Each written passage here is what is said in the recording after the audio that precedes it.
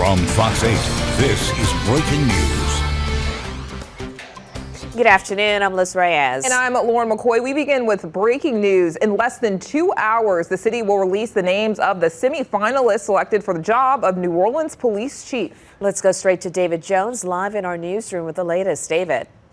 New Orleans is expected to name 6 semi-finalists for the job of police chief. The months-long search has been led by the International Association of Chiefs of Police. Now, the mayor confirmed interim NOPD Superintendent Michelle Woodfork is on the list, along with 5 other candidates. The permanent superintendent will take over NOPD at a critical time when the department is trying to reach full compliance and remove itself from the consent decree. The panelists selected to interview the finalists for the job has been criticized by the Office of the Independent Police Monitor for not including community stakeholders like individuals and organizations that work with vulnerable populations, as well as advocacy organizations who represent survivors of crime and victims' families. The city, meanwhile, has announced a 6 o'clock press conference where they will reveal the finalists selected. We'll have much more on this breaking story coming up this evening. Lauren?